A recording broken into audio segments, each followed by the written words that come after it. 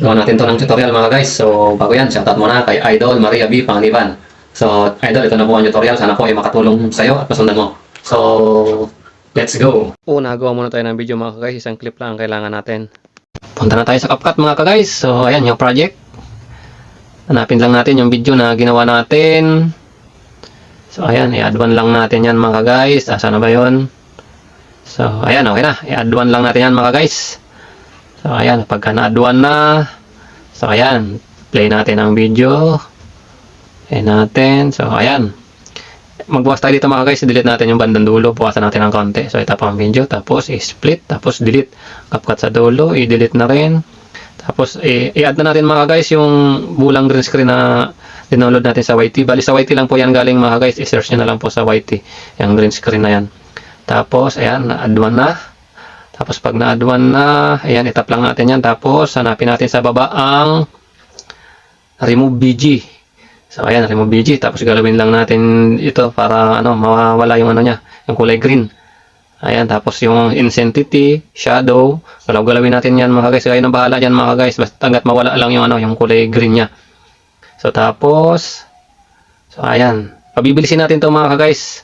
I-adjust natin yung speed niya para mabilis yung ikot. So ayan, ilalagay natin sa 1.9. So ayan, try natin. So ayan, okay na mga guys, mabilis na ikot. So ayan, tap natin yung video natin sa taas, palaki natin ng konti para tumugma siya dyan sa bola. So tapos, so ayan, okay na.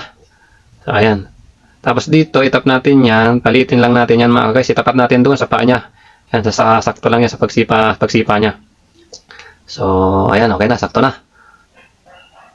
Ayan, tapos dito mag-freeze tayo dito mga guys. Kailangan natin ng bola na hindi gumagalaw. Hanapin natin si freeze. Nasaan na ba yung si freeze? So ayan, okay na, naka-freeze na. Ayan, paiksin lang natin mga guys kasi maiksi lang naman ang kailangan natin. So ayan, tapos idugtong lang natin itong pinagputulan natin mga guys. So ayan, idugtong lang natin, try natin. So hindi timing mga guys. So bawas natin ng konti. Ayan, try natin. So ayan, okay na. Okay na. Tapos dito mga guys, sa saktong paglingon niya, ay maglalagay tayo ng keyframe dyan mga guys. So ayan yung diamond dyan sa taas. So ayan mga guys, ayan, mayroon na, may diamond na. Tapos abante ng kaunti, i-adjust yung bola, palaki ng kaunti. Tapos abante, palakihin ulit. Automatic na yun mga guys, magkakaroon ng keyframe yan. Ayan, adjust, palakihin. So ayan, palakihan, okay na yan, malaki na mga guys. Try natin. So ayan, okay na, malaki na. Tapos dito sa mga guys, ipantay lang natin yan dyan mga guys. So ayan, okay na. Ayan, malaki na. Tapos ayan. Tapos ayan, tap natin yung tap natin yung video natin dyan sa taas. Ito. Ayan, mag-i-split tayo dyan mga guys. Ayan, yung i-split natin yan mga guys, natin, i-duplicate natin yan mga guys. Para tayo, may babaw tayo sa bola. So ayan, pag na-duplicate na, hanapin natin ang overlay. Ilalaglag natin yan, i-drag lang natin papunta doon. Ipapantay lang natin yan dyan mga guys. So napag-splitan natin. So ayan, okay na.